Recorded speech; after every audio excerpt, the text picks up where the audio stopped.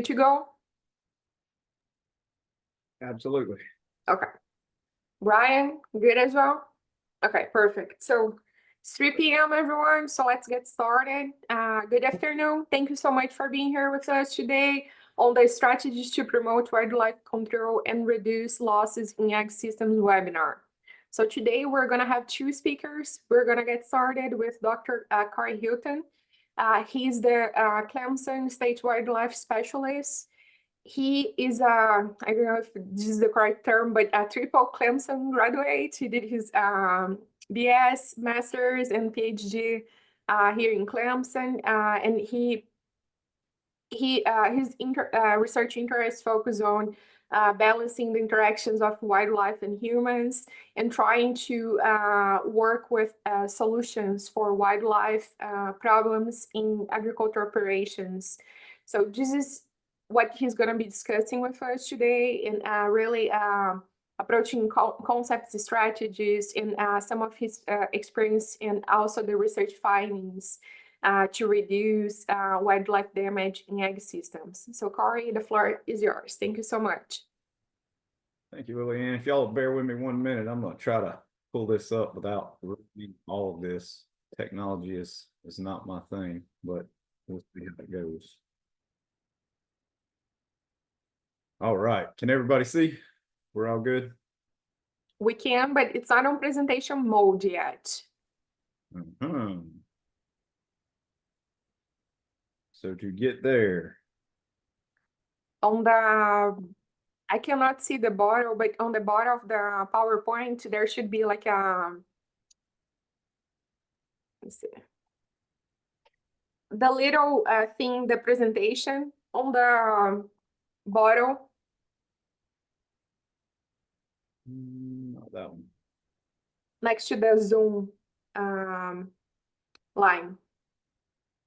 Yeah.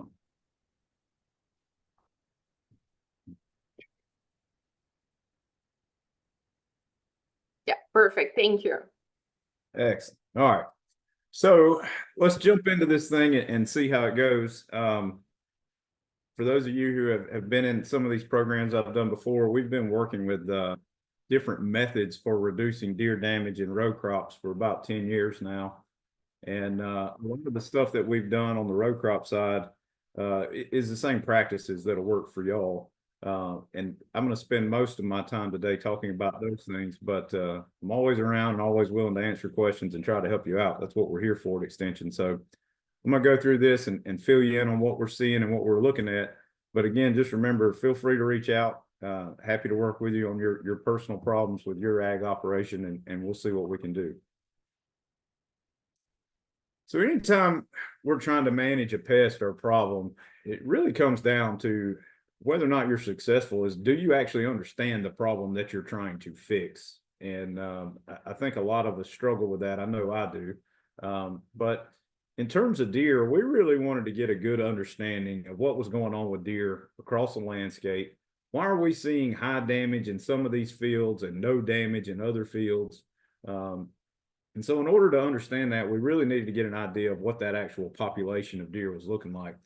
So we came into a lot of South Carolina where we were very rural areas with a lot of agriculture on the landscape. And we set up spotlight survey routes, which is a method of counting deer and estimating density on the landscape. And we set these routes up to be very representative of everything that's going on in the landscape.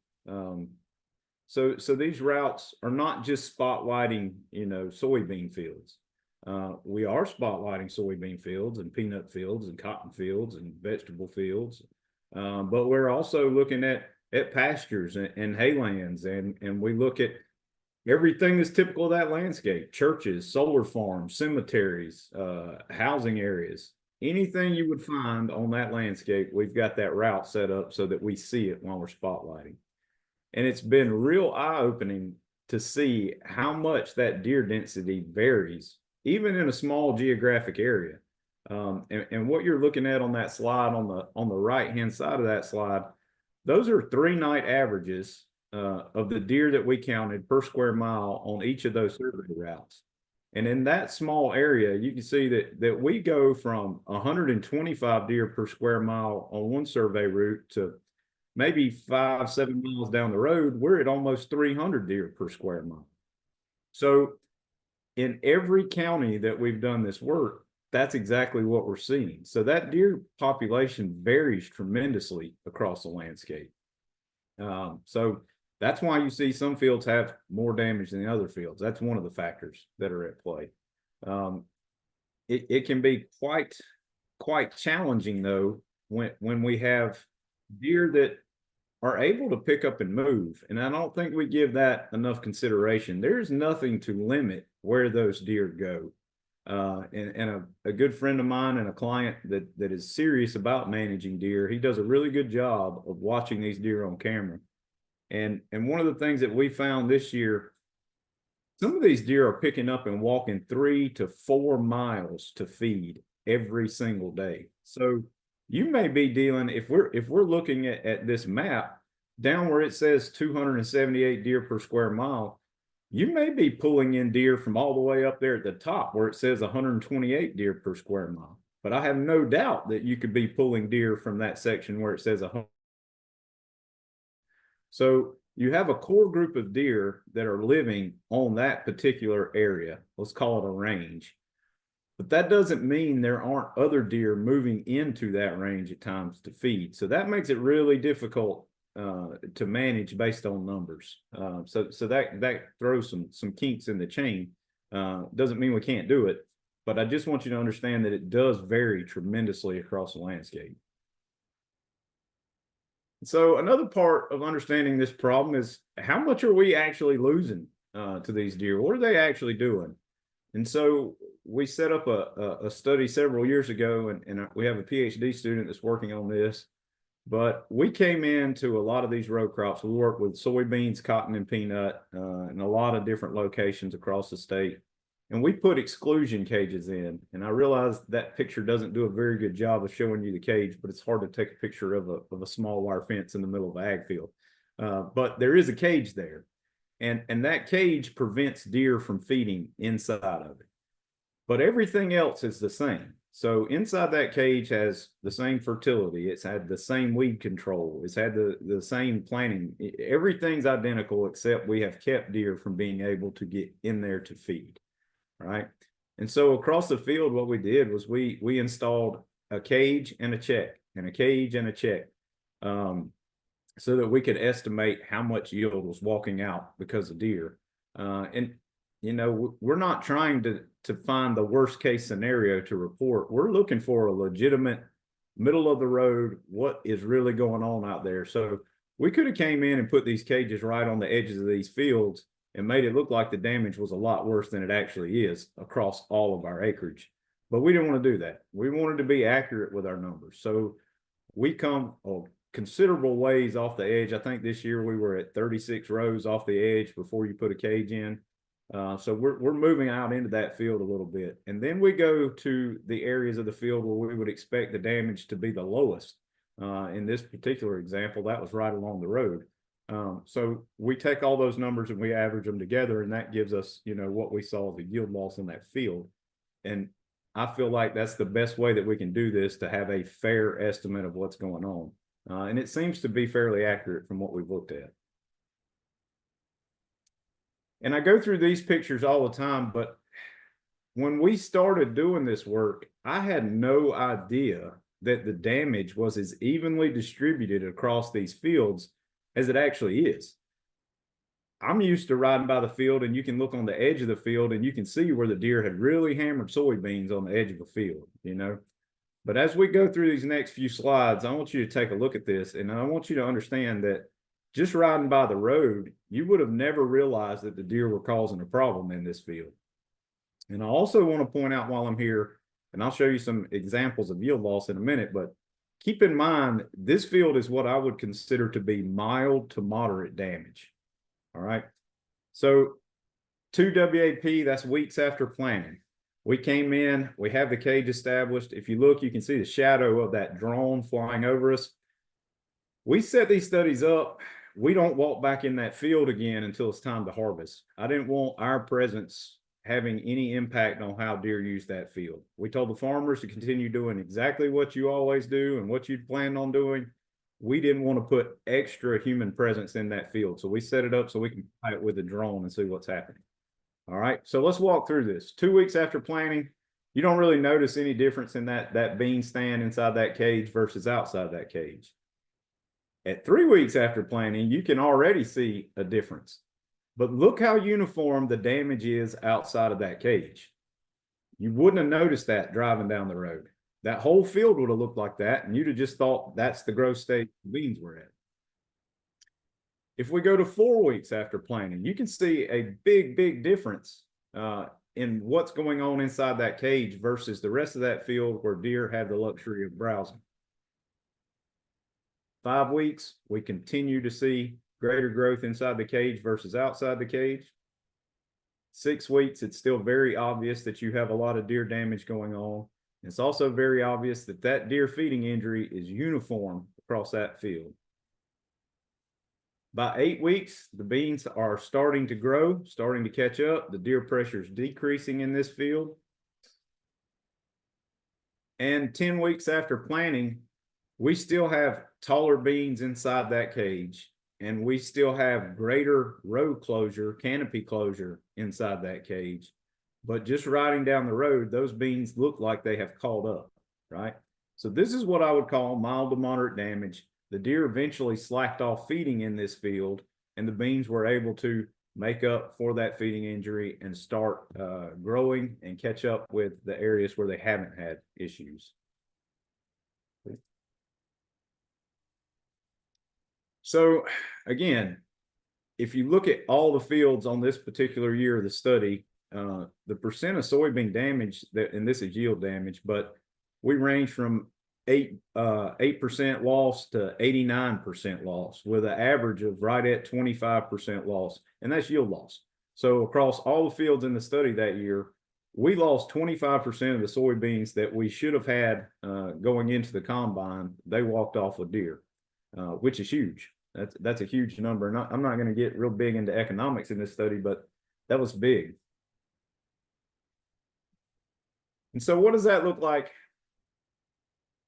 in fields that aren't mild to moderate damage? So the picture that I just showed you is in the top right corner. That was the 10 weeks after planting. In the picture on the left, you're looking at the exact same growing point for a high damage area. And if you look in that bottom picture on the right, that picture was taken the same day. That's my ink pen beside those beans. They have finished doing all they're going to do. All they're waiting on now is maturing and for us to come harvest. They never made it to 6 inches tall outside of that cage. So in the picture at the top, the deer stopped and started feeding on something else, right? They were able to catch back up. They were able to put on a significant yield improvement. And that field probably wound up losing 8 to 15% of its yield potential because of deer. But this picture on the left, even though we made beans on those little short plants, it's impossible to get them in the combine. So it's 100% loss on that field. You're not harvesting anything. And we see this as we go across the state from field to field, location to location. And I'm sure as producers, y'all have seen the same thing on the forage side. Some of these fields get hit a lot harder than others. And some of these fields continue to be hit throughout the growing season. It's like they never leave. They stay on those fields the whole time. So that becomes a major problem for us. And another thing that I like to point out with this slide that I haven't got anywhere else in this talk, so I'll point it out while I'm here. If you look in that picture on the left, you see the soybeans that are obviously damaged. But if you look farther left in that picture, you'll notice there's a lot of cotton right there. So we planted 16 rows of beans beside 16 rows of cotton beside 16 rows of peanuts, just trying to gauge the damage and which preference we had there. Well, it's really obvious that they preferred soybeans over cotton in this scenario, which brings us to the concept of these buffer crops, if you will, or sacrificial crops. So there's a mindset out there that we can plant the perimeter of our fields in soybeans, and then we can come into the remainder of that field and plant cotton or whatever we were trying to go. And the idea is that the deer will key in on the soybeans and they will leave the other crops alone. Now, this isn't a replicated study, so I'm not telling you this is going to work, but I will tell you in this scenario, we had 16 rows of soybeans. I didn't lose a single leaf off a cotton plant in this field, not one. They never touched it. And even more interestingly, they were walking the cotton field every single day because I had volunteer soybeans that came up in it, and they ate every single volunteer soybean that came up in that cotton without touching one leaf of that cotton. Deer love cotton. They eat a lot of cotton. We have as much or more damage in cotton as any other crop. But when they had soybeans right there readily available, they definitely keyed in and they definitely focused their feeding in this situation at this location on the beans. So there may be something to it where we're able to plant a sacrificial crop and keep them out of the crop we're trying to grow. Cory, Yes, had a question that popped up. Did the deer stop grazing that soybean field, or did the growth just outpace what the deer were taking? Or do we have any way of knowing that? That's kind of what the question was. Based on being in that field, they stopped feeding on this field. In other scenarios, I have seen the damage, do exactly what we saw here just because of, but deer pressure still had to be reduced in order for it to catch up. When you've got 10 or 12 deer feeding at any given time, they can keep up with that growth. And in some of these situations, we're looking at these fields, 100 plus deer standing in that field at one time. So the plant just doesn't have the potential to outgrow that level of feeding. And that's fairly representative of what you see in that picture on the left. Those plants were trying to grow as hard as they could. They were exhausting every resource they had, and they just couldn't keep up with the level of browsing that was going on. So let's talk about managing some of this. We got an idea of the damage that's going on, and I realize that was all row crops, and this is predominantly forage folks, but it's the same thing you're dealing with. The first thing I want to point out, we're going to have to do this in an integrated pest management strategy because there's not a single management tool alone that will stop 100% of this damage. I read a paper the other day in Farm Progress, an article that said repellents don't work. It's a complete waste of money. Being perfectly honest with you, based on the ones he tested, I've also tested them. You'll see them in this presentation in a minute. I can't say that I disagree with him, but we have to make our minds accept something. The products being tested may or may not be very effective, but that doesn't mean there aren't effective products out there. But you also have to understand that no management technique for agriculture pests is 100% effective. You don't go spray the weeds in your pasture and kill 100% of them. You don't go spray armyworms and kill 100% of them. There will always be some that escape any of these pesticide applications we make, and the same thing holds true for these deer repellents. There's always going to be some that penetrate through where you've sprayed repellents. There's always going to be that case. So we're not shooting for 100%, even though that'd be great. We're shooting for reducing that damage to a tolerable level, right? So we're going to have to incorporate several things. There's a ton of information out there about how valuable integrated pest management is and how it's the most effective method, regardless of the pest we're dealing with. So by incorporating several techniques, we're going to be far more effective. All right. Now, having said that, there is one management technique that is key to all other techniques working, and that is managing the herd density. If we don't manage herd density correctly, I agree with what the young man said in his paper. We are wasting our money on any other technique. That has to happen first. Until you get that herd in check, none of these other methods are going to do a whole lot of good, right? And we'll spend more time talking about that. Repellent programs. Been working with repellents for a long time. I'm going to show you a lot of data we've collected on that. Repellents can and do work. There's limitations to what they can do, obviously. And I will be the first to tell you, if you've got over 100 deer per square mile, which most of our ag areas do, there are significant limitations on what those repellents are actually capable of. Fencing is the same thing. unless you put up one of these very expensive high tensile woven wire fences that it's 8 foot tall and virtually train proof, deer can and will get in there. The higher that deer density is, the more likely they are to get in there. So step one, we have to manage that herd. And let's talk about that a good bit. You can't manage that herd without knowing what the herd actually is. So I recommend that all of you, if you have never done a deer spotlight survey, there's a lot of information on how to do it online, and I'd be happy to get it to you if you can't find it yourself. But set up a survey route that's representative of your farm in that area. And let's get a good estimate of how many deer are on that property or in that region. All right. And we need to do 3 nights of this. All right. And take the average of those 3 nights. I would highly recommend that you consider doing 2 surveys a year. It's very difficult to do it during the growing season because vegetation's tall and it's not easy to see them. But if you do it year in, year out, you can develop trends based on what you're seeing at that time. The ideal time to do deer surveys is in January. During January, we're starting to run out of food resources. We have cool temperatures. Deer are biologically forced to get up and move. And it's easier to count deer that are up and moving around. And it gives us a better, I think, a better estimate of what's actually on the landscape. So January season, be out there, do a spotlight survey. If you're able, come back and do another one in August.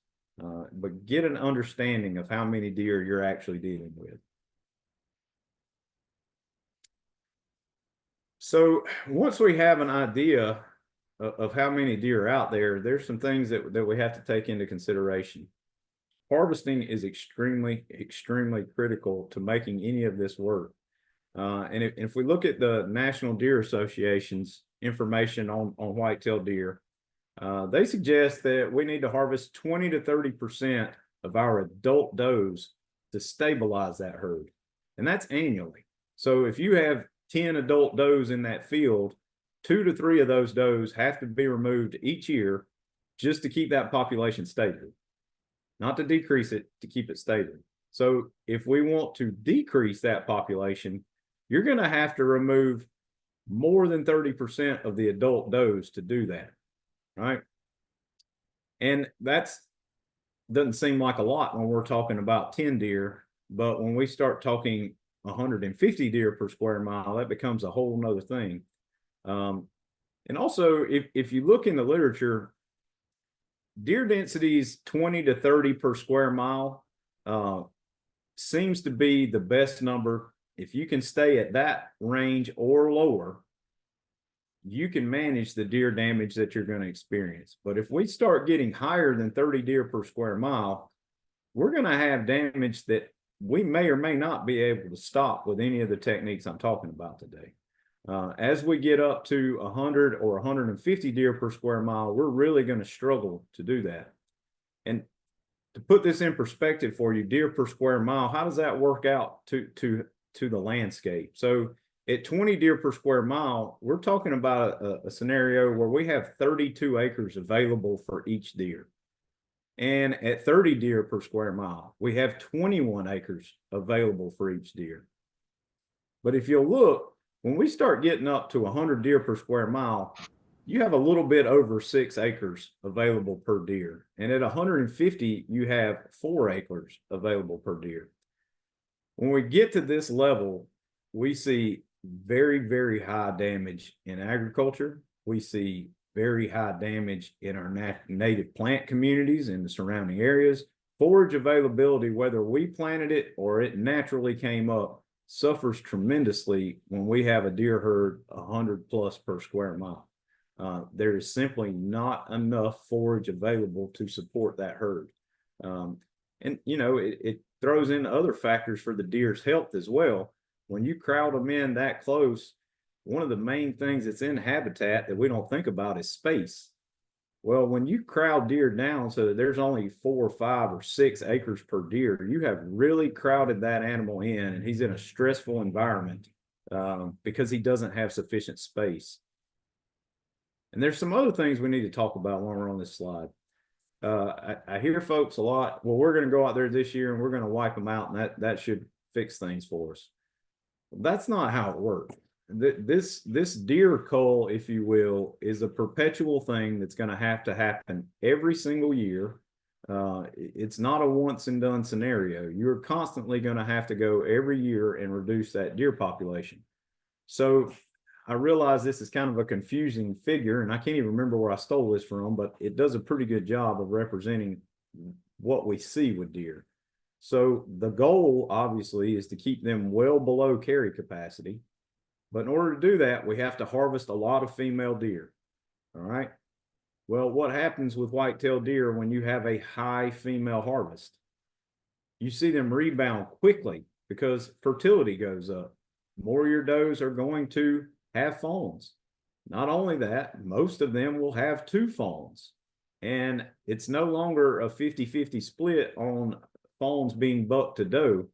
When we have high doe harvest, fertility goes up, the number of fawns hitting the ground goes up, and the number of female fawns born goes up. So evolutionary, somehow they have developed a mechanism that allows them to rebound very swiftly. So it's not going to be a one-year deal. You're going to deal with this, maybe not as extreme every year, but you're going to have to deal with this year in, year out from here on out. But the big thing I want to point out is in that bottom picture there, and I'm going to show you more about this in a minute, but we have got to get away from the buck hunting mindset and focus on managing a deer herd. If you want to bucks, the number one way to do that is to reduce the deer population on the landscape, predominantly the females. We have to have high female harvest year in, year out if we're going to grow nice deer and if we're going to be able to farm.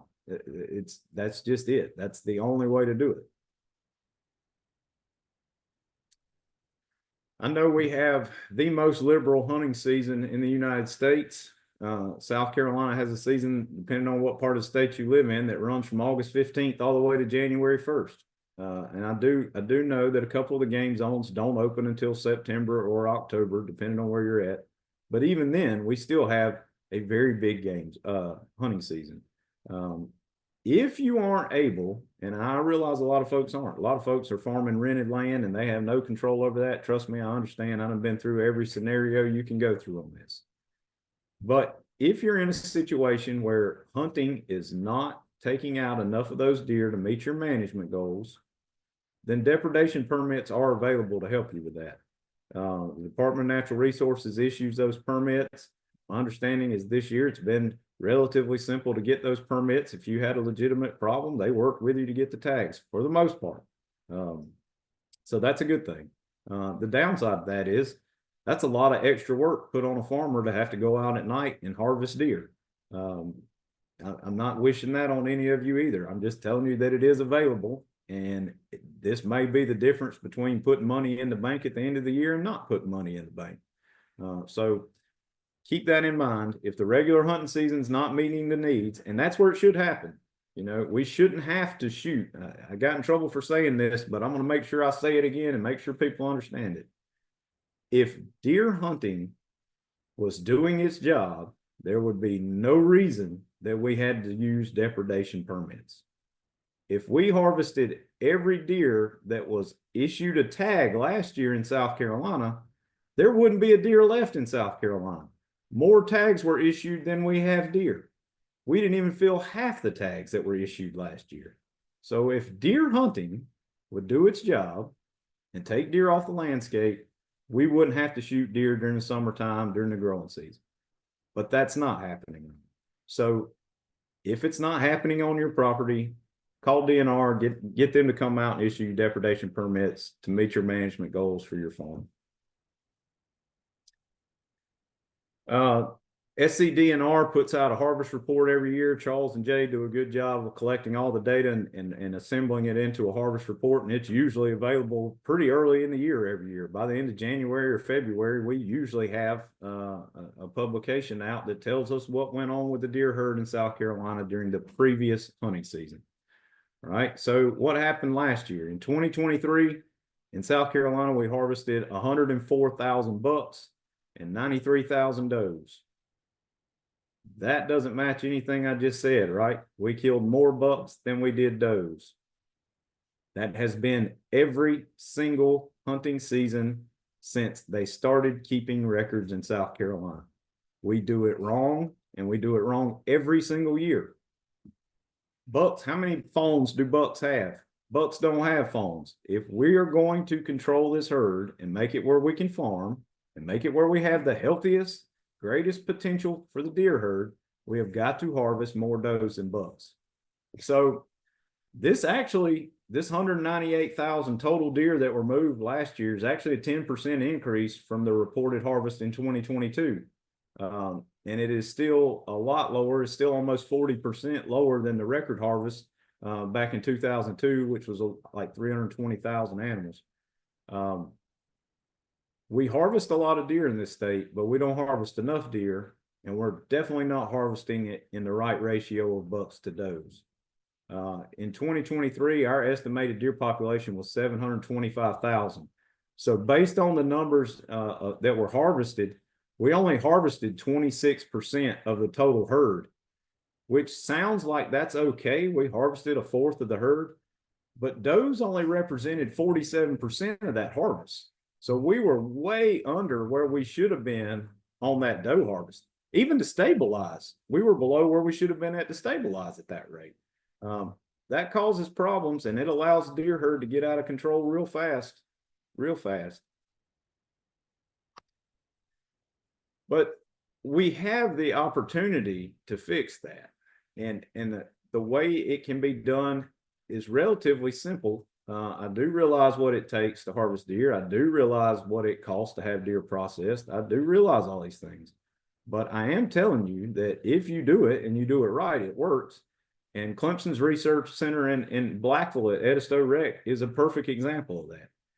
Edisto Rec's really representative of what's going on in that area. You know, it's a roughly 2,500 acre property. Significant portion of it is forested. There's a significant portion of it that's in livestock acres, whether that's pastures or hay fields. And there's a big chunk of it that's in agriculture, agronomy, row crop farming. Very representative of what you would see in that portion of Barnwell County. We have a great manager there who oversees the deer hunts, and he wants, you know, he wants to see that we have reduced deer damage and we're not experiencing crop loss there, because crop loss in research isn't tolerable. The other side of that is he wants to grow big bucks, and they harvest big bucks at Edisto Rec every year. How do we do it? We have taken advantage of depredation shooting when we had to, but we primarily manage that deer herd through annual hunting. And if you look at that figure on the left, we keep that herd at Edisto somewhere around 30 deer per square mile. And remember, I told you earlier, at 30 deer per square mile, we can manage deer damage. Well, I don't have trials at Edisto Rec. The reason I don't have trials at Edisto Rec is there's only 1 or 2 spots on the whole property where I would consistently have deer feeding injury to look at. Keeping that deer herd at 30 deer per square mile reduces the damage to the point that it's barely noticeable in the grand scheme of things. So you can get that herd down to that density, but you have to do it through your annual hunting. And in this scenario, this is looking at a couple-year average, but at Edisto Research Center, we harvest 51 deer most years, 50 to 51 deer most years. And of that, almost 40 of them are going to be female. So we have an extremely high female harvest. 70% of our harvest is female. 70%. That's big. That's how you make this work. And we're harvesting almost 50% of that herd every year when you add the bucks and does together. So we're removing half of the deer that are on the ground every year through annual hunting. And because we're doing that, we're not having to take advantage of that depredation permit process that's out there. If you look in that slide, we got depredation tags in 2013 and we got tags in 2018, 5 years apart. That's not every year. We're not having to go out and do this every single year. Most years we are able to do this by having a regular hunting season that is managed right, where you harvest more does than bucks and you harvest a big chunk of that population. It can be done. It's being done and it works very well. But like I said earlier, there are different stipulations as we move across this state. You can't control what happens on a lot of this rented land. You can't control what happens on a lot of these family-owned properties. I get it. I get it. But I also get that this works. Not only does it work, it's a best case scenario for the hunter.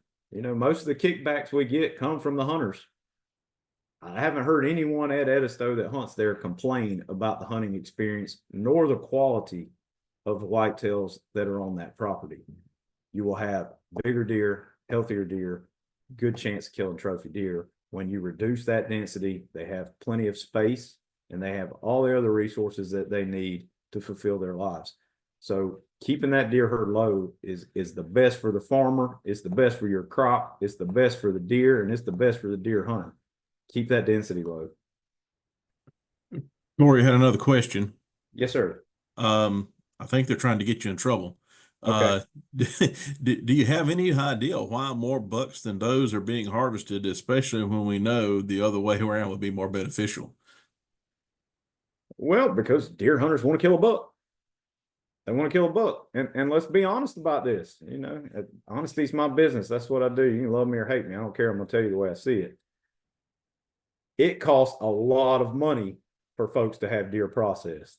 Now, I don't truly understand the burden of that because I've never had a deer process somewhere. I do all of them myself, and it doesn't cost me anything except my back and a little bit on the electricity bill. But if they're having to pay $100, $125, $150 per deer to have it processed, whatever it costs now, that adds up pretty quick. And for a lot of folks, that limits them to only being able to harvest 1 or 2 deer per season. All right. Well, if you're only harvesting 1 or 2 deer per season, you shouldn't shoot a buck, but I guarantee you that's what they're going to shoot. There's something about antlers that deer hunters just can't resist, you know, and that really drives it. That really drives it. I can tell you a million ways to fix that, but I can assure you that none of them would ever become law and none of them would ever happen. On a lot of the private properties I work with, where we're trying to manage for trophy deer and keep that population low, you're not allowed to harvest bucks until you've harvested all the does that are required on that property.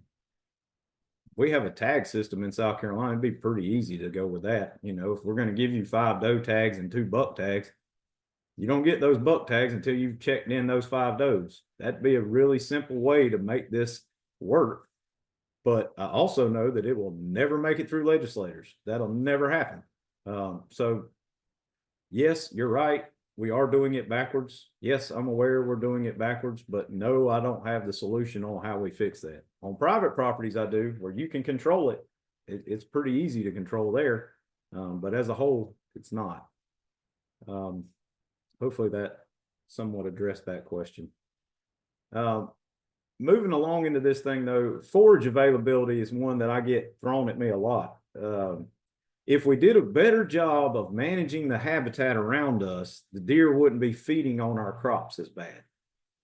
And in theory, I agree with you. If we did a good job of burning all these pine lands that are out there, if we did a good job of daylighting the roads on every property and we were promoting native vegetation to the best of our abilities, we could reduce the deer damage. Well, not so much. In my experience, some of the greatest deer damage that we see is in areas where the native plant communities are being managed the best. The worst case scenario for a farmer is to go try to farm beside a quail plantation that's doing a good job. If we've got good quail woods out there and that understory of those trees is burned regularly and we got a good distribution of forbs and legumes and native grasses growing out there, we create excellent habitat for white-tailed deer. Habitat that could feed white-tailed deer, a lot of them. But what we wind up seeing is you create a higher deer density because you've created better habitat, and then ultimately they overflow into those ag fields. So I'm not sold that improving the native forage availability reduces our risk as farmers for growing a crop. That's not what I've seen in my experience. I know there's a lot of discussion out there on that right now, but for me, it doesn't hold true in South Carolina in the places where I've looked at it. You know, that's not to say it's for a whole and for everywhere, but where I've worked and the biologists that I work with will all tell you where we have quail plantations doing a really good job of managing native plant communities and natural native forage, we have the highest deer injury in the row crops. So take it for what it is, but I'm not convinced that improving forage availability in our woods helps with this problem. Repellents. We got a long history of working with repellents, going way back. When I first started doing this, we just asked, Jeremy Green and I were working on this, and we just asked the farmers, you know, what do you think's working? What do you want us to look at? And so we started out, if you look at that list on the left, we started out with as many insecticides as we did repellents, because there was a lot of farmers who felt like when I sprayed acephate, my damage went down, or you know, when I sprayed Lore's Band, my damage went down. So we put them in trials, replicated trials, and looked at them. And those damage ratings that you're looking at, I do all the damage ratings on a 0 to 5 scale, where 0 is no damage and 5 is 100% loss of foliage. So they have completely stripped the foliage. What we found early on is that some of those soap bait products really worked.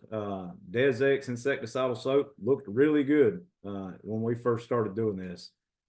Hinder's also a soap-based product that looked pretty good in the beginnings. We had good luck with everything. I mean, initially. What I've seen though is over time, I don't know if it's completely density dependent, like you just have so many mouths out there that they're going to eat anyway, or if they just get accustomed to it. But I haven't seen continued effectiveness of the same product over a long term. So repeated use of the same product, they eventually start feeding in there.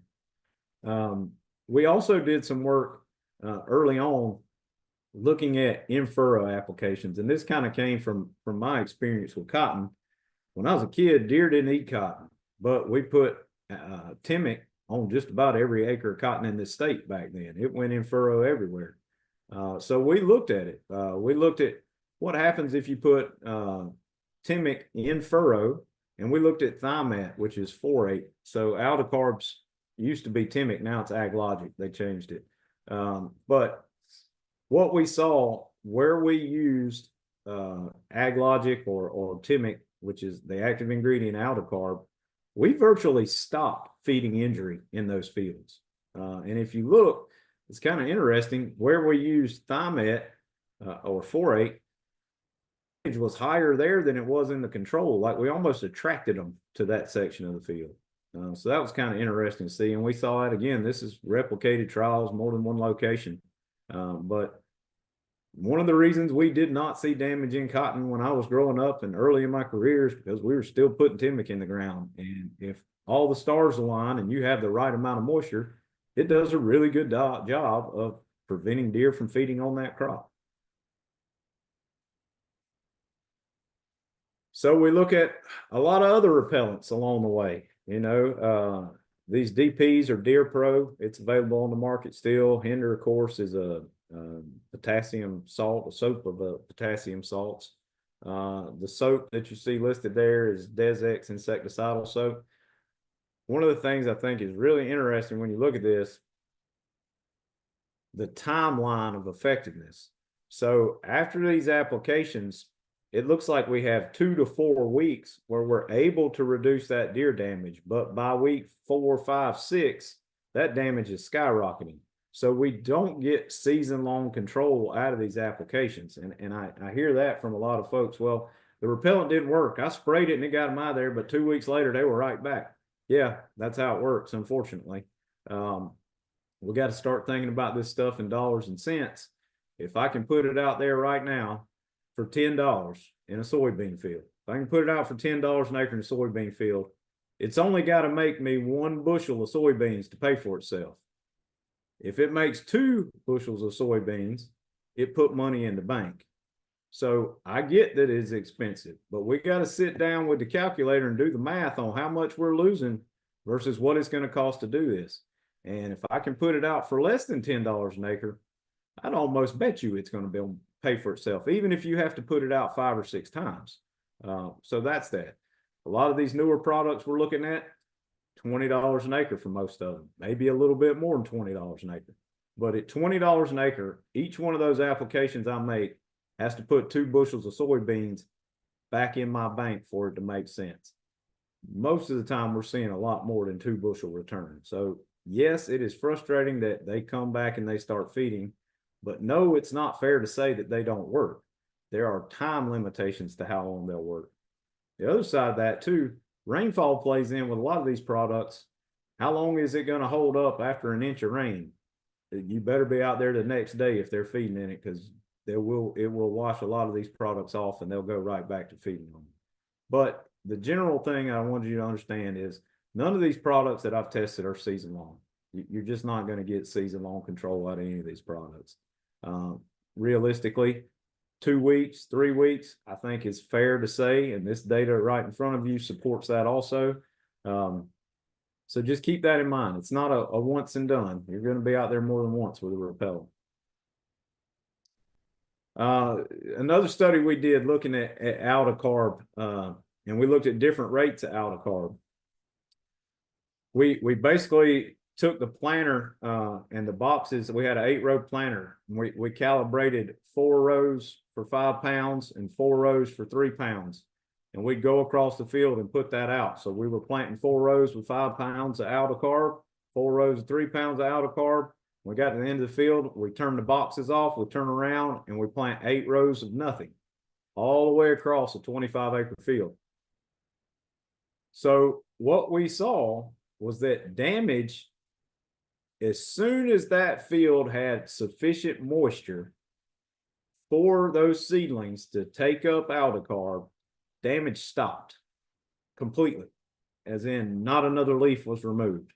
Before we had enough moisture for the plants to take up AgLogic, we had some damage, but we were borderline too dry to plant when we planted, followed by about 2 weeks without rain. We had germination with no soil moisture. How that happened, I don't know, but you can't take up AgLogic if you don't have soil moisture. And so you will see damage in that scenario. But once we were able to put it in the plant, it worked flawlessly, to the point that even the untreated control didn't have damage, very low damage. So it didn't matter in this study whether we put the 3-pound rate or the 5-pound rate. It worked the same, and it did work. It stopped deer feeding injury in that field.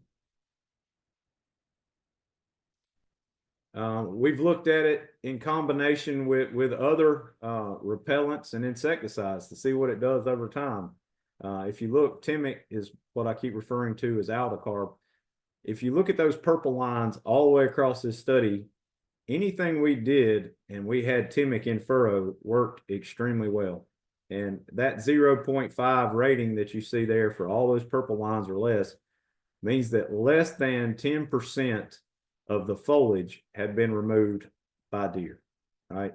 10% foliage removal is going to have minimal, if any, impact on the yield of that crop. It'll be really low. So it worked great. If we didn't put anything in that box at planting, it didn't matter which product we added to it, the damage was still higher than where we used Timic. And we did the same thing with Thimet. And with Thimet, it was kind of up and down, but Thimet, in my opinion, didn't do a really good job. In fact, if we just use it alone, the damage in every study I've done with it, if we just use Thimet, the damage was higher than the untreated control in every study we've done. It's like they selected out and targeted those.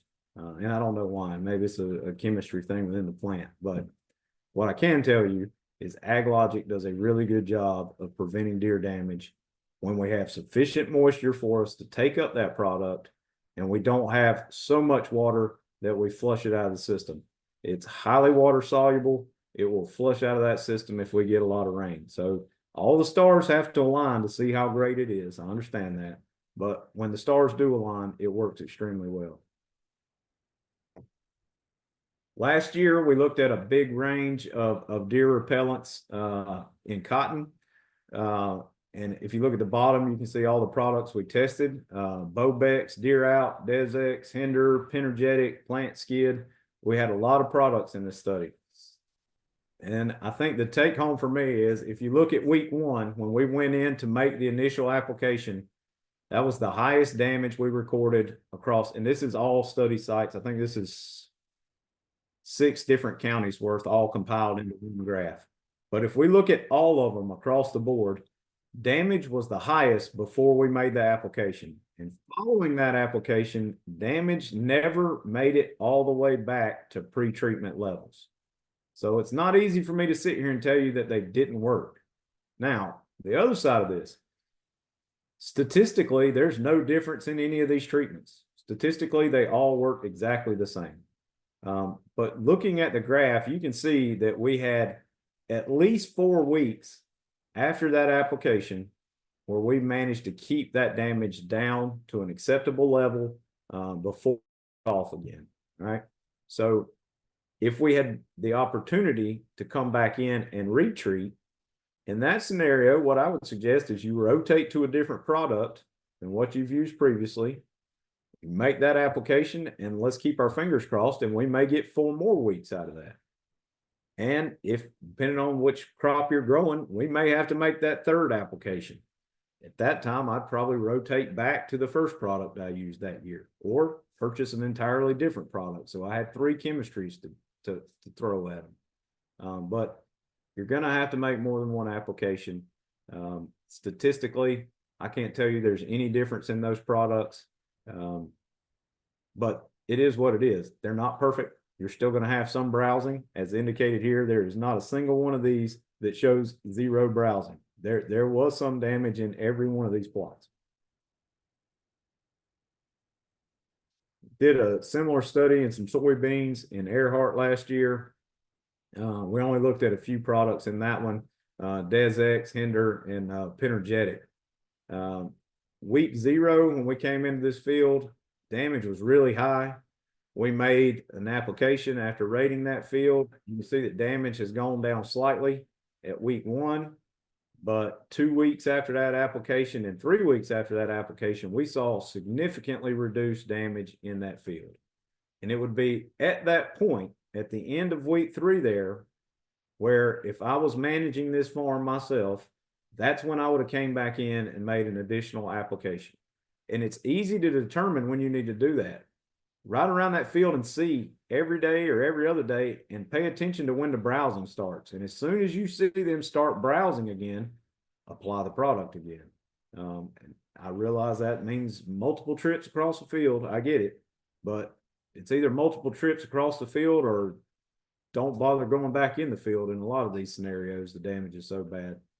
But 2 to 4 weeks, depending on the product you're using, that's the best case scenario.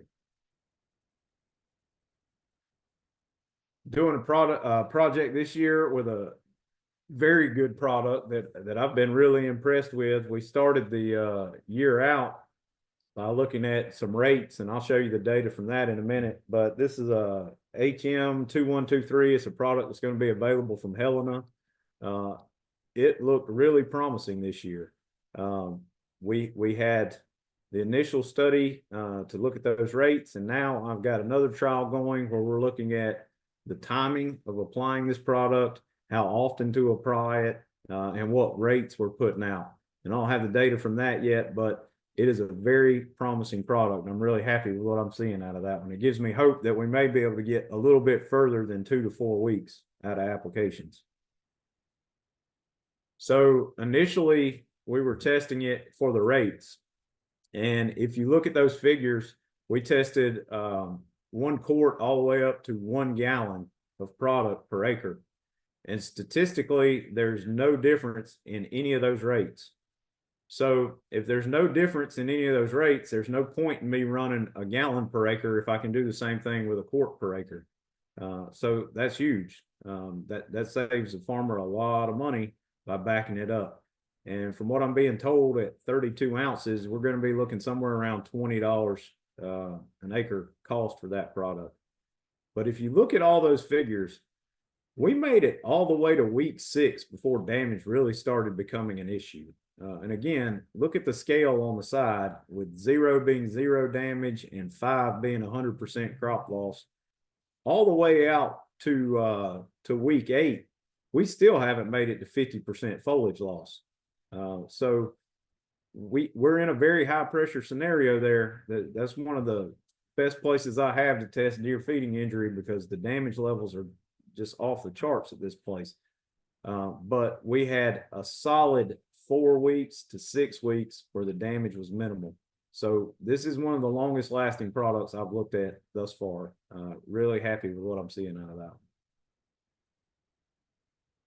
Have another study going this year looking at a product that's on the market. It's called X Fence. I may get this wrong, but I think Ag Explorer is the company that yeah, actually it says on the label. Ag Explorer is the company that represents X Fence.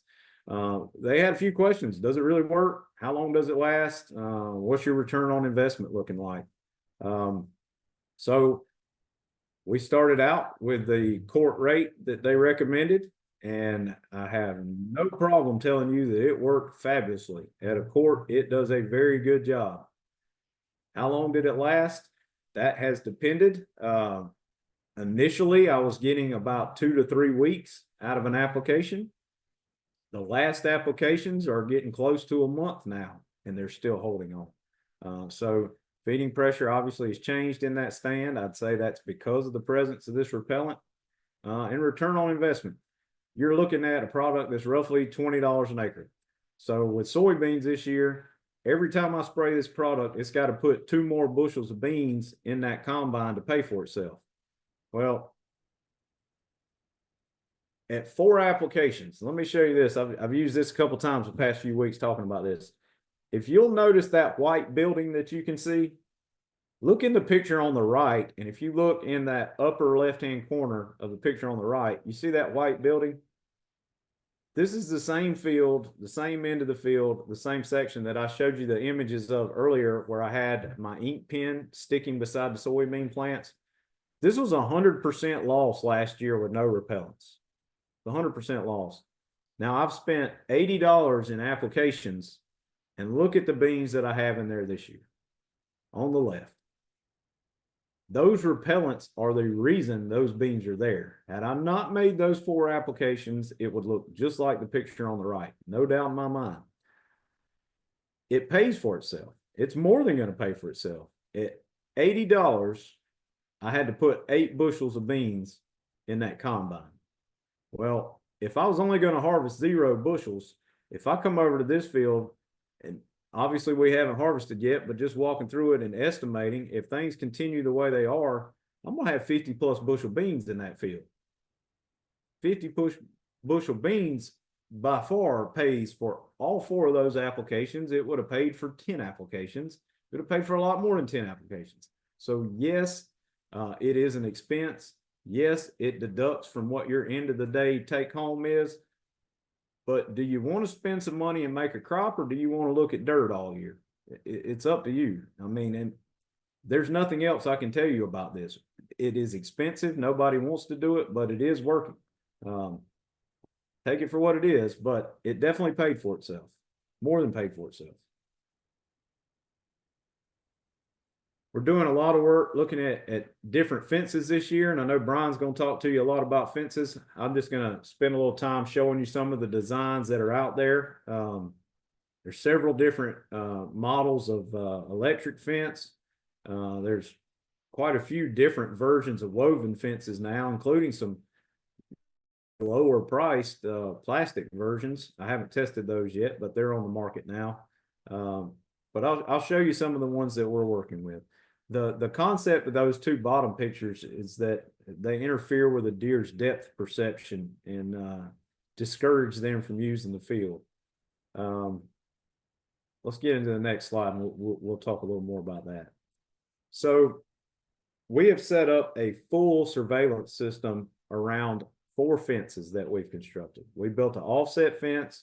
We built a slanted fence. We built a high tensile woven wire fence, and I built a fence out of fishing line, and we'll look at all those. But we set up cameras so that there's no way for a deer to interact with any of those fences without being on camera.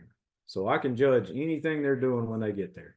And the goal behind that is to help me identify the weaknesses of these fences and try to build a better fence, that one, that a farmer can afford to put up, and two, that actually works. But this offset fence is a fairly effective fence. I know it's been used for a very long time, from the hunting world where I come from. We use them on dove fields. They've been used on dove fields for a very long time. It's a 3-strand fence. All of them are hot or positive, whatever you want to call it.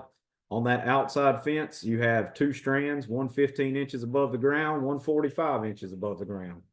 And then we go 3 foot in and we put up a second fence, and it has 1 strand that's 30 inches.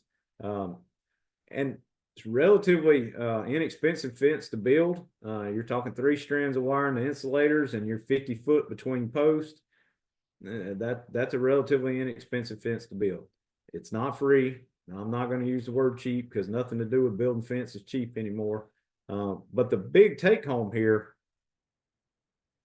this fence, we had 745 deer interactions on camera with them either standing beside that fence trying to identify how to get in or actually getting in. We had deer standing in this fence within 24 hours of completion. And so far from May till August, and I haven't made it past August's camera work yet, but from May to August, I already had 297 deer enter into that fence. But if you look, it has done a very good job of reducing damage. They don't spend a lot of time in that fence once they get in there. The browsing that has taken place has been minimal, and the plants are setting a really nice crop of beans. So deer do get in it, but it's still better than not having a fence, far better than not having a fence. The 7-wire slanted fence, this was one that I really like the idea behind it and the concept. It's built at an angle. It messes with their depth perception.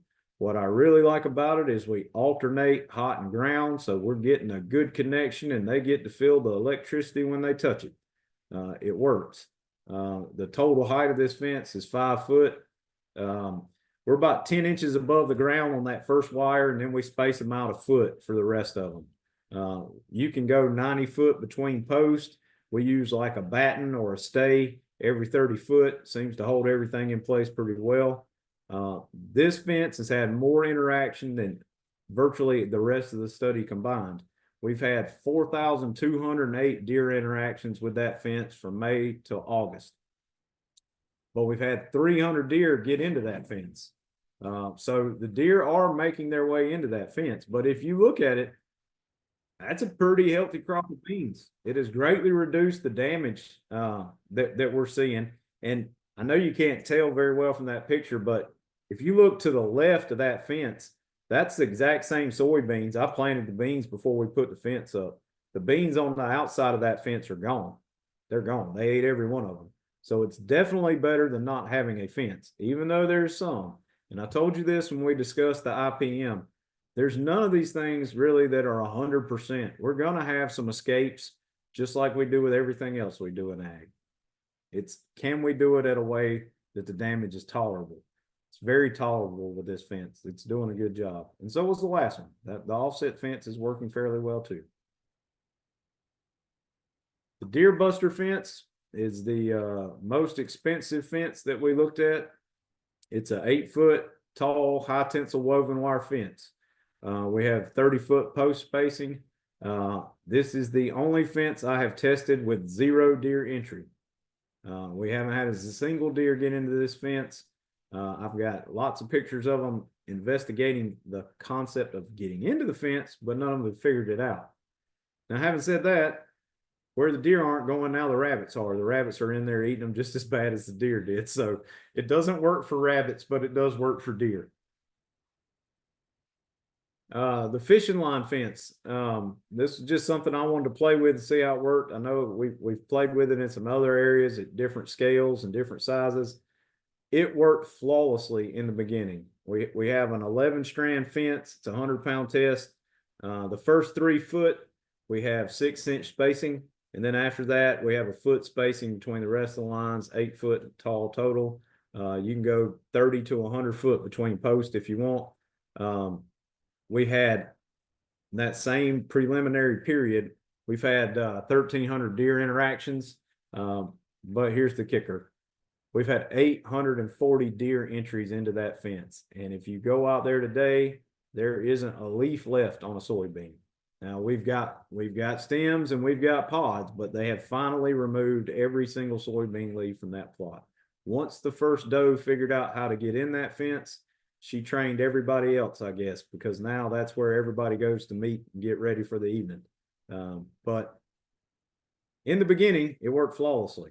Now, having said that, if you look at the picture on the right, that's your control out there where it looks like sand. Well, that was planted in soybeans the exact same day, the exact same pass. I did that, but I planted that field before we built the fence. The beans inside that deer fence that doesn't appear to be working very well are still far superior to what's on the outside of that fence. So it's not easy for me to tell you the fence doesn't work when I have far more beans inside the fence than I do outside the fence. It did work, just not well enough. So we're going to play around with that and see if we can make it work better. So just to wrap all that up, the big key to this whole thing, you got to reduce that deer density. Whether you reduce it through the regular hunting season or a combination of the hunting season plus depredation permits, whatever you have to do, we need to shoot to get that deer population down to around 30 deer per square mile or less. And yeah, I can't overemphasize that. That is the key to making this work so that we can farm and live with deer. We have to get that density down. In my opinion, improving this natural forage that's out there, it can hurt you far more than it can help you. We've seen that in a lot of locations now. Repellents, while some of them are not extremely effective, there are several on the market that work very well. Incorporate those repellents, but they're not full season products. You're going to have to watch it. And when you start having damage, put a product back out. And I highly recommend rotating those products. Don't use the same one every time. And I realize we can't afford to fence in every acre we're trying to farm.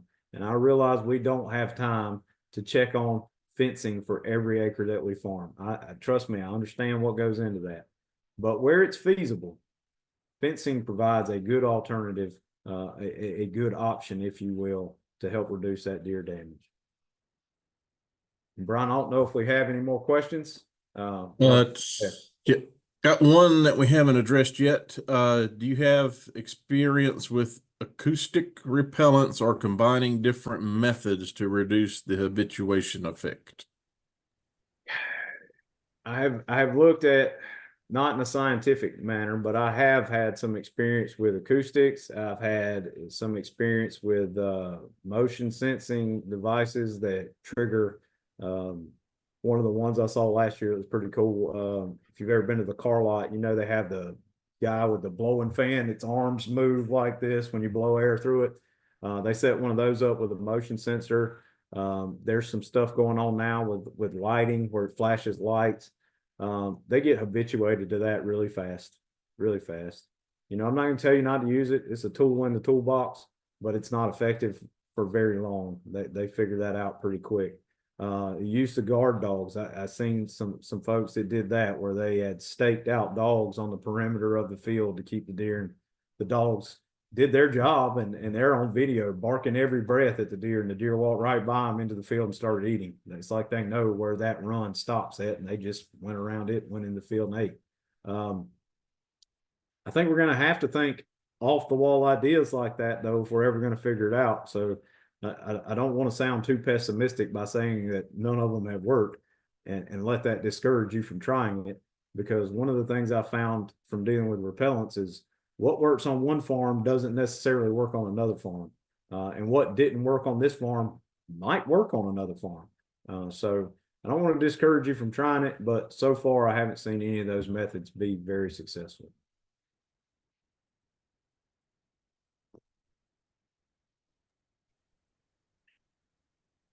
All right, I'll back out and let you go, Brian. Okay, we Another did have question. we did have one more pop up that so with an existing field fence, would it help to have an offset wire as a version of the offset fence, or would it be best just to run 2 lines of offset wire? I I like the offset fence with more wires. I don't know if any of y'all know Edwin Dargan down in, I guess that's the edge of Darlington County. He's using that offset fence and he's got 3 or 4 wires on each one, and it is working very well. Incorporating more wires is probably not a bad idea as far as the effectiveness goes. I'm seeing pretty good results of that fence he's got up. And I'd also throw in there, this isn't replicated work or anything, it's one farm, but what he's doing there, he also switched from the wire to the poly. So you got a more visible wire, and that may be having some of that influence there to why it's working so well.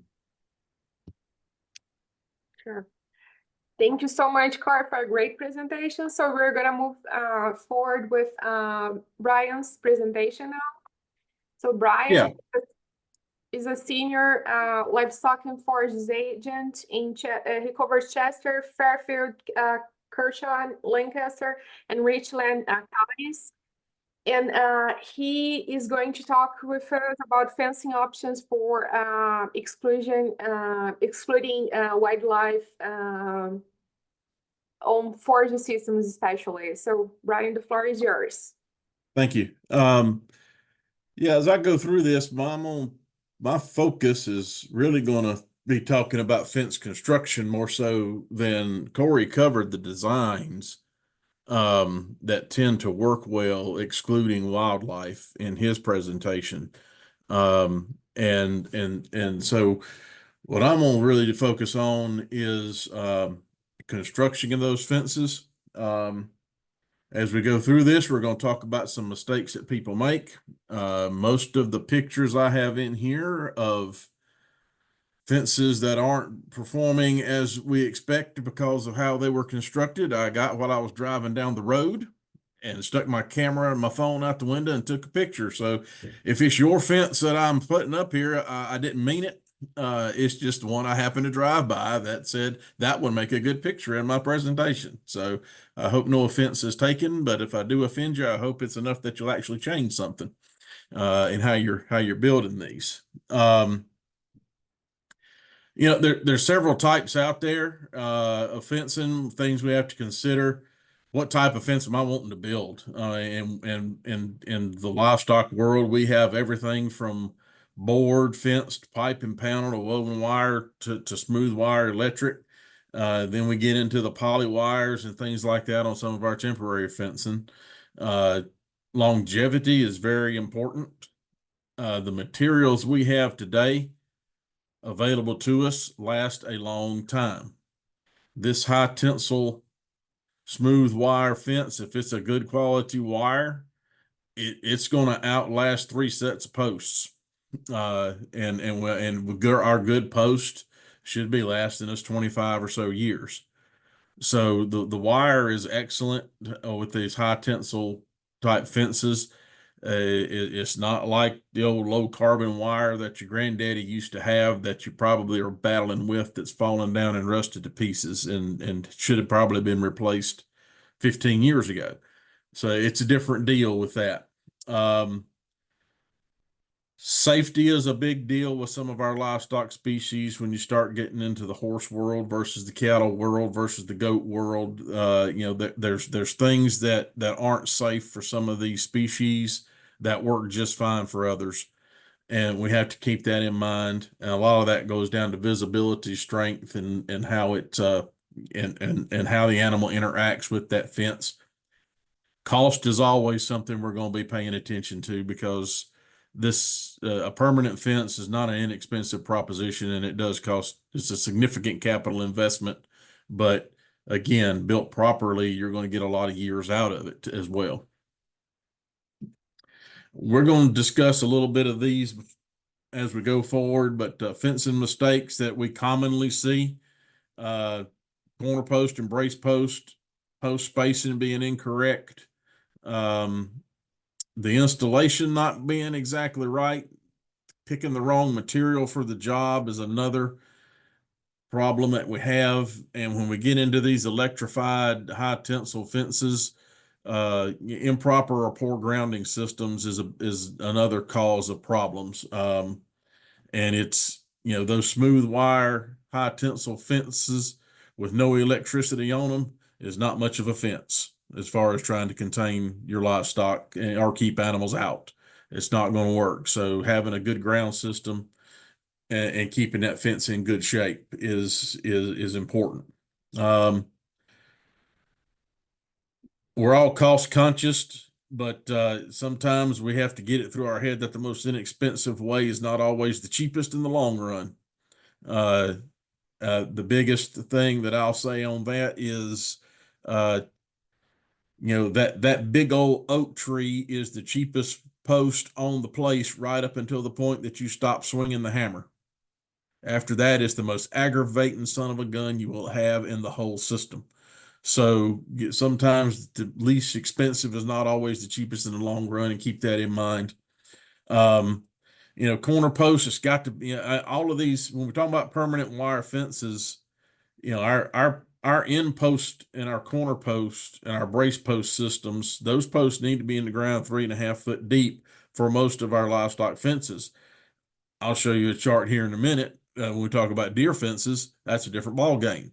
But the brace pieces, which I'm talking in those H brace systems on the fences, that the braces are sometimes called the cross pieces in that brace system. It should be about 2.5 times the height of the fence in order to get the geometry and the physics right, so that you don't end up attempting, you have a tension on that wire that actually jacks that post out of the ground instead of keeps tension on the fence system. Then we get into some of the opinion things on the installation side. Do I dig my post holes, or do I drive my post holes? Can I drive post in clay ground versus sand ground? Do I use concrete, or do I just tamp the dirt back in them? And there's probably less right or wrong answers there as it is opinion.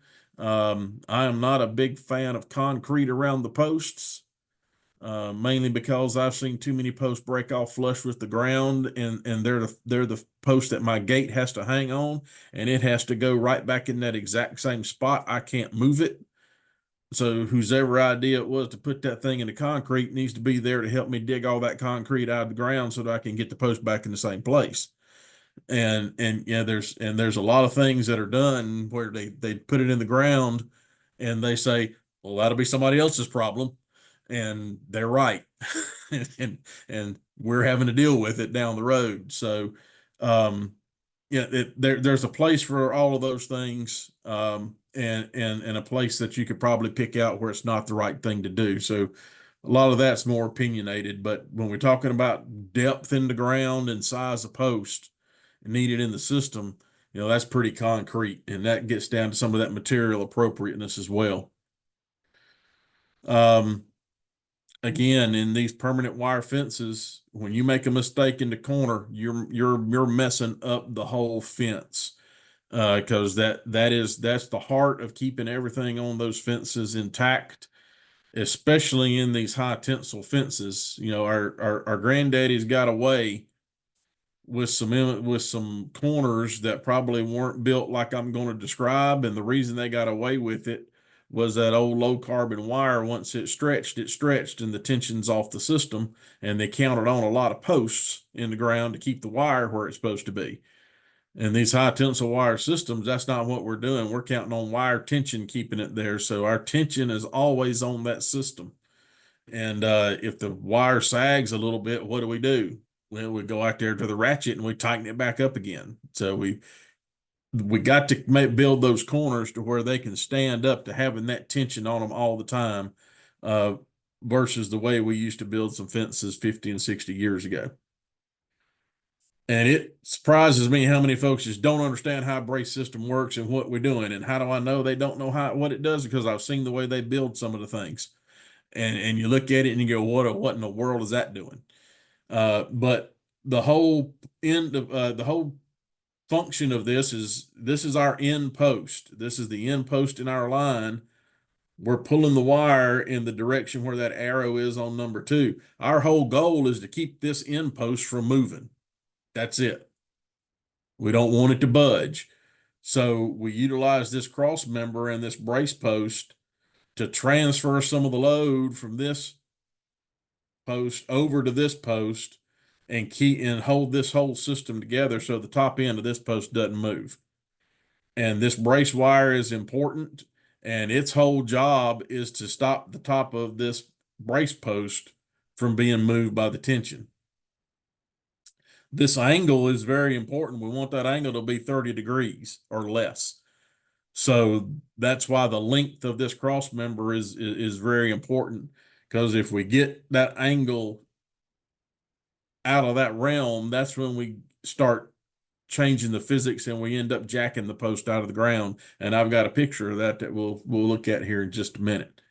But that's kind of how an old H-brace corner works. The other thing that's going to help us keep this thing from moving is getting the post, again, picking the right size post.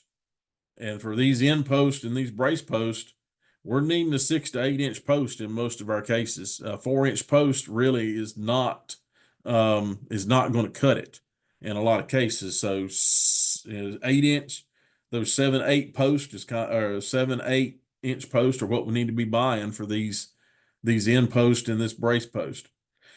Cory talked about the 8-foot deer fence. When we go building those, all of a sudden, we're talking about a cross member piece that's going to need to be 20 feet long and a post that's going to need to be about 14 or 15 foot long to go in the ground in order to hold that system in place. And Cory had some pictures up there of fixed knot, high tensile woven wire fences with just a post in the ground. And it wasn't a telephone pole size post. So the longevity of that system, when we do that, to me, is in jeopardy. So we got to build these end posts right. And when folks, go price some of that material that I've got up here. And you'll quickly figure out that, maybe the wire isn't the most expensive thing that I have to deal with in this thing. Those posts get expensive when you start getting them that size. And that's why we see a lot of those fences built with metal components rather than wood, because at some point those become less expensive and the longevity of those are better for us. So, the alternative to that single brace, the single cross member, is to go back to what we call the double H brace system. Then you don't need as long of a cross member post to get the same load bearing that the fence has. But it ends up throwing 2 more posts into the mix on every corner that you make. So sometimes those long cross pieces pencil out from an economic standpoint versus 2 more posts to put in the system, having a double brace post and a double cross member in every corner. So again, I spend a lot of time talking about corner posts and way to build them, because that is absolutely the heart of this of the longevity on these permanent type wire fences. Here's an example that bundles a bunch of mistakes into one thing. Here's an H corner. And what's the 2 things that we did wrong here? Well, our corner and brace posts are too small. Those are 4-inch posts. And that cross member is too short, and you can see what it's doing between the post being too small and that cross member being too short. It is literally jacking that post right out of the ground. And that's going to put slack in the system and cause us problems down the road. So got to keep that in mind. And we talked about posts being 3 foot, 3.5 foot in the ground.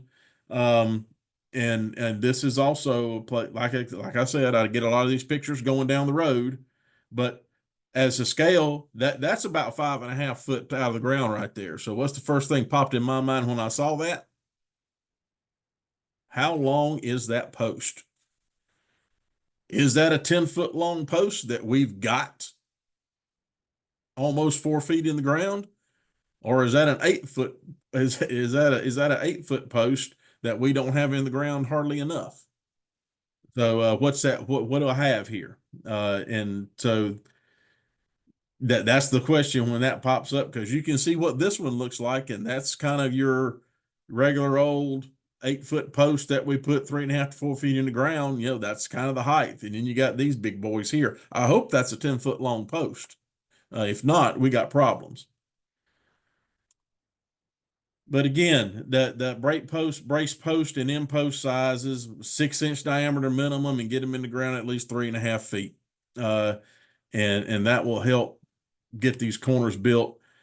And yes, when the first time you build an H brace with a 10 foot cross piece, you're going to think, good Lord, that is the funkiest looking thing that I've ever seen in my life. It's stretched out and it's different. But, this is a picture of a well-constructed H brace system, that's using this new technology, the fixed knot high tensile woven wire fence. Again, this H brace system is going to be able to take that tension that wire is going to constantly have on that brace. So take some time and build your end post and your corners right, in order to, because it'll pay off in the long run. An alternative to that is a dead man post. It's a fairly large end post without the H brace. Put 4 feet in the ground, but we basically dig a trench right on the side of the post that's in the direction of the pull. Put a 4 foot piece of post right up against the other one and bury it in the ground, and that's going to help us keep that post from moving.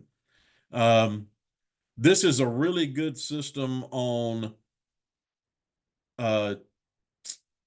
interior fences that only have 1 or 2 or maybe 3 strands on them, and the pull on that system is not as hard as if we have 8 strands or an 8-strand woven wire high tensile, or putting 5 strands of high tensile on it. It's definitely an alternative that does work if it's built correctly. There's extra work involved here because we got to dig a trench and put that 4-foot dead man in there and bury it back. But this system will work. But especially I think it works good on some interior fences, or some places where we're going to have temporary fence up and take it down, and having that in, we don't have an H brace that we're having to dodge and go around. We just have a single post that we have to work around. A little bit on the longevity of materials. Yes, you can go out to your place and cut down some red cedars and square them up, put them in the ground as fence posts. They work well. They're untreated. That lifespan's about 15 to 20 years. Most of you go to the store and buy that treated southern pine, you're going to get about 5 more years out of that southern pine post than you will that untreated red cedar. And yes, there is a lot of folks that do this. It does work, but it does not quite have the longevity of some of our store-bought treated posts. Locust is as a good a natural tree for a post as you can find. You might have to take a drill pilot holes to get your fence staples in it, but it will last as long as that treated pine will, if you have enough of those around. So keep that in mind when you're picking your material out. Sometimes, again, the least expensive thing is not the cheapest in the long run. Touch base a little bit, shifting gears to some of our electrified fences, and I think this is also going to be important when we're talking about these systems that Cory mentioned. That grounding system and grounding that fence is almost as crucial as building the corner posts as far as making that fence work correctly.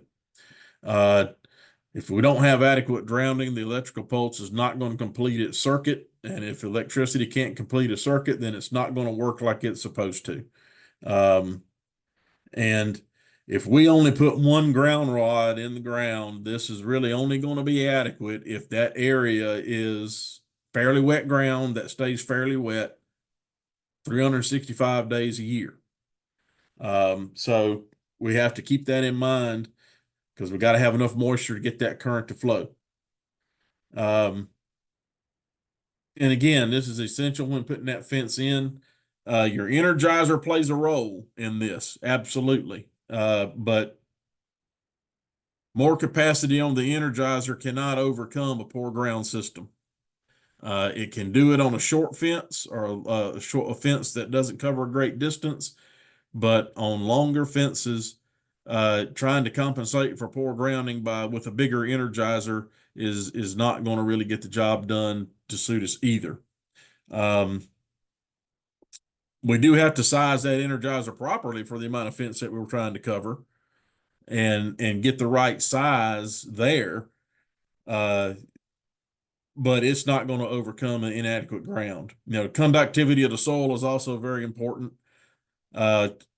Generally speaking, in South Carolina, we have enough moisture 99% of the time for these electric fences to work as they should. We'll show a system here in a minute that tries to help compensate for those arid environments where the ground doesn't do a good job of conducting. And think about the type of livestock or the predators you're looking to try to keep out. Small ruminants are notorious for not getting shocked by an electric fence versus cattle. So we have to keep that in mind and keep that construction correct for the species.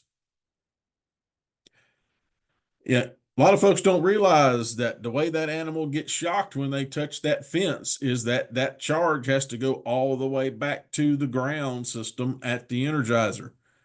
And if this cow is 2 miles away from this, yes, it has to go 2 miles through the dirt in order for it to work. So that's why that we're saying a proper ground system is extremely important, and why we do have some arid environments in the country and in the world that this system won't work that well because of that.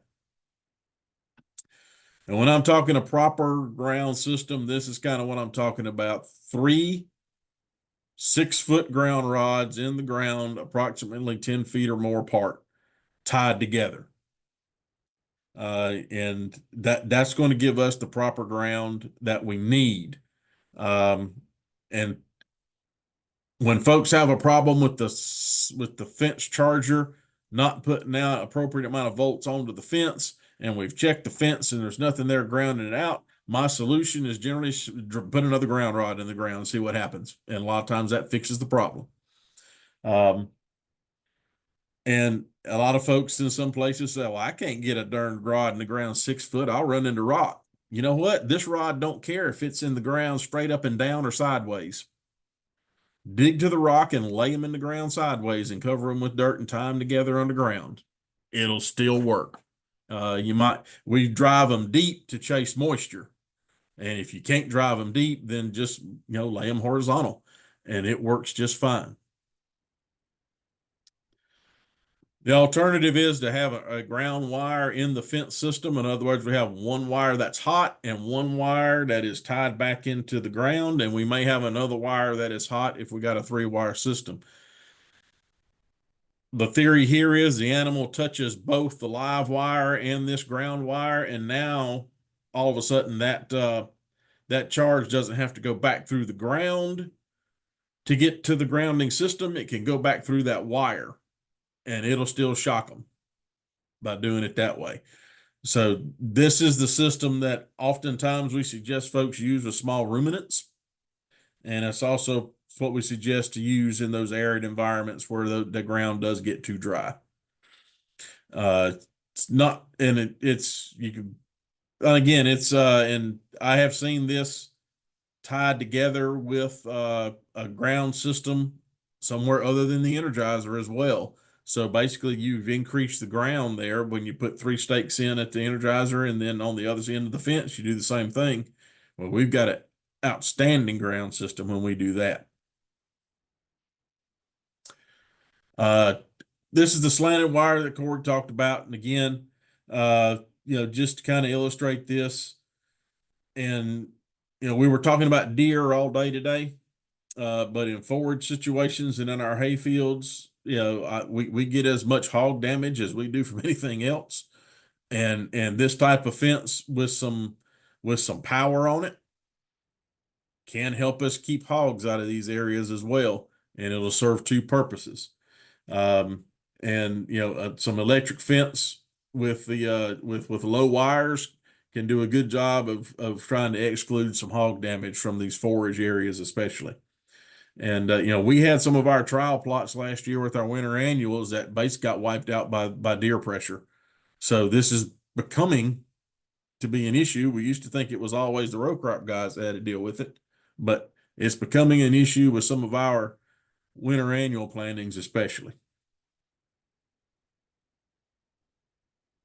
And again, Cory showed this picture, but this is basically, we're building the same type of H-brace system on these slanted wire systems as we're doing in the traditional wires. So got to be the same. We're just being creative on how we keep the stagger on that wire system so that it does constantly have that lean by making these stay wires different lengths as we come around this corner. And we're actually putting that corner system, instead of being in line with the wire, we're putting it perpendicular to the wire, accomplishing the same thing. I'm going to talk a little bit about temporary fencing here now. This is when we're getting to our lighter weight stuff: polywire, polytape, flexible netting. Not something that we're going to use with wildlife exclusion too much, except it does work. It does work for some of our predators and our poultry, but for what we're talking about here today, not so much. There is lighter weight wire that can work in a temporary system. This wire is more the heavy wire, but there is lighter weight stuff that can be taken up and removed, and it's still a traditional wire, but it's a little bit thinner gauge, smaller gauge, and a little bit easier to work with. Too many times folks try to plug this wire into a permanent system that they want to last for 30 years, and that doesn't work. That's when we need to get into the good wire that's going to be a little more expensive, but it's going to last us. The polywire and polytape are great. They're easy to put up, easy to take down. We can put them on reels and take them up and put them out very easily. And they do work well with temporary tread-in type posts where we don't have to put up something permanent to make them work. Here's an example of what I'm talking about with the posts, and that poly wire is just like it says. It's a fiberglass component wire that's got actually small strands of wire woven in with it. I think it hurts worse to get shocked by this than it does smooth wire. I mean, that's just my opinion, but it smarts if it's got a good charger on it. And it works very well.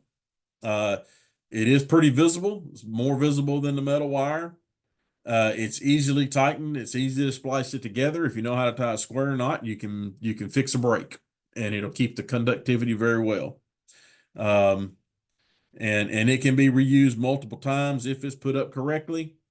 Sunlight will degrade this stuff over time, so we do have to watch that, and it will get brittle on us, but it can be used for multiple seasons. Polytape provides the best visibility. It's just a wide, flat piece of tape. Same concept as the poly wire, same material as the poly wire. But it is more visible and easy to see. And these temporary posts work great with this polytape and poly wire. These posts usually have some type of hook on them to let you be able to space the wires out as you desire. And these work great with some of the offset two-tiered fence systems that we're talking about, especially when you may not want something up permanently, or if you got a real valuable crop, like a produce crop that you just want to protect, and you might plant the produce in a different place next year. You can take this up and move it as your crop rotation moves around. and it's very easy with the reels to be able to do that. And this is kind of a two-tiered system built like that. This one is put in a more permanent post in this and used a fiberglass. That looks like about a 7/8 fiberglass post. Those are really good for ends. They're stiff enough that you can put some tension on that system and hold it. Flexible enough that if something hits it, it's got some give to it. If you hit it hard enough, it will break. So it's that rigid. It's not like those other tread-in posts like we had in the other picture that have a lot of flex to them, and you could and really won't take a whole lot of tension, but they do work to help space those wires out. And this system is using a battery charger.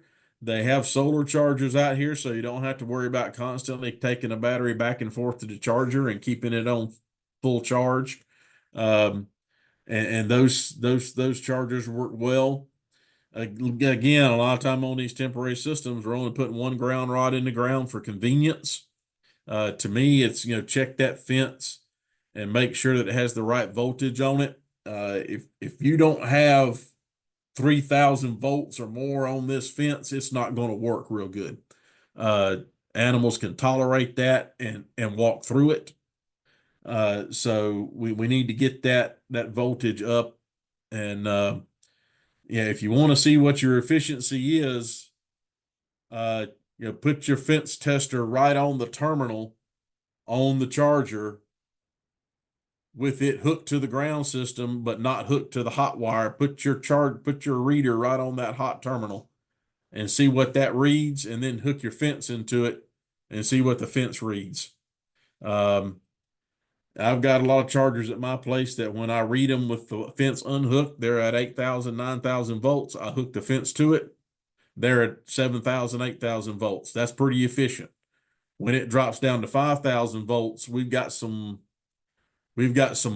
grounding issues, or we got some stuff on the fence that is bleeding off. So now 5,000 volts will still stop your critters, but know that you're losing some efficiency in that system. And that's where I say, a bigger charger can overcome some things, but at a point, it becomes cost prohibitive because those big chargers get into $400, $500 pretty easily. Where if you build your ground system right, you can get by with one that's a couple of $100 for the amount of fence that you have. So again, keep those in mind. And this fence, of course, is around a produce crop, pretty high value crop. So they're very interested in keeping the deer out of it. Probably more so to protect that plastic than it is to protect the crop in a lot of places, because they want to use that plastic for the next crop too. And if the deer have stomped all in it, stomped holes in it, well, the integrity of keeping the weeds out is gone. So different goals. And again, we showed the system that had, the one wire on the deer side and the two wires on the crop side. But I think Cory covered it. It's more the depth perception issue that deer have. And when we put up multiple layers of fence staggered like that, it confuses them, and it looks like something that they can't jump over. They can't make that length of jump. It's kind of like the reason that cattle guards work with cattle.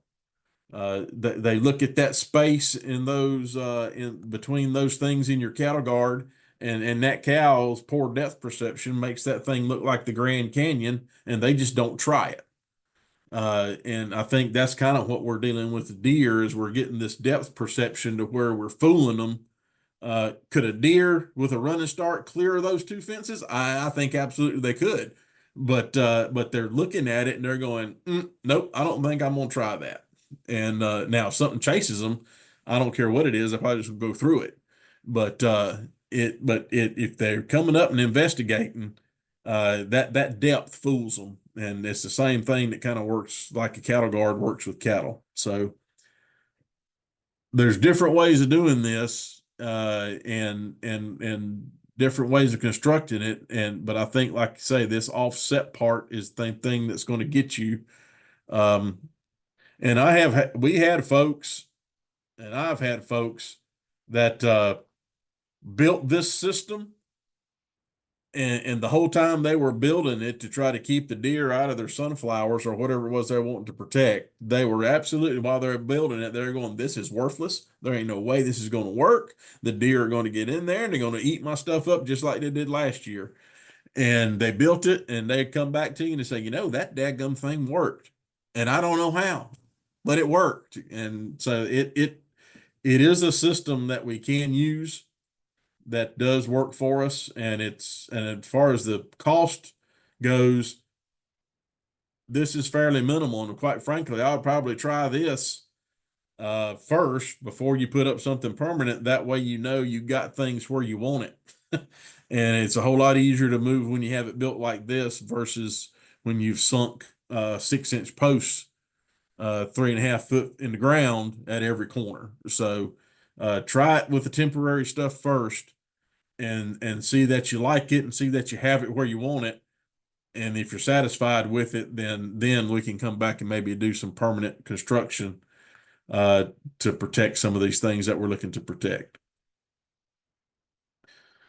All right, that's all I have. Thank you, Brian. We have one more like a comment here on the chat.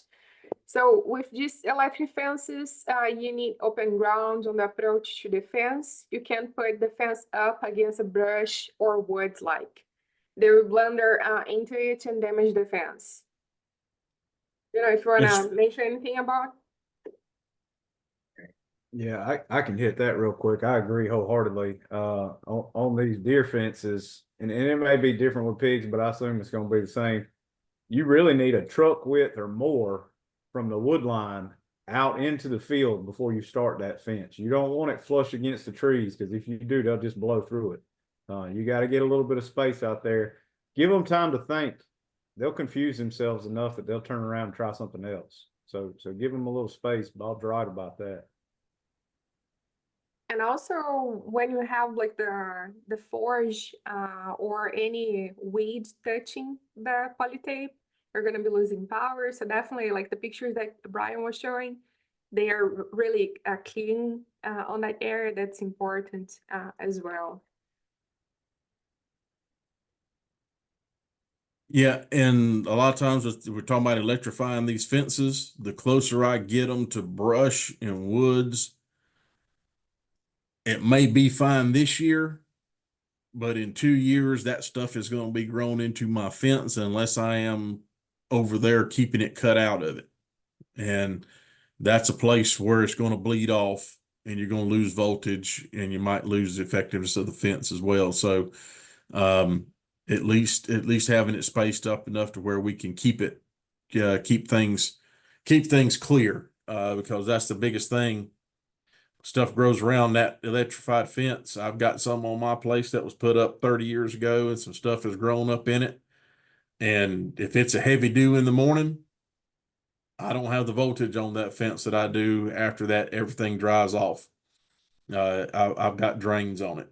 So yes, all that can affect it, absolutely. All right, so does anybody have any questions? What is quiet? Oh, I don't see any other questions on the chat. So both Cory and Brian shared their contacts. If you have any questions later on, you are welcome to just contact them.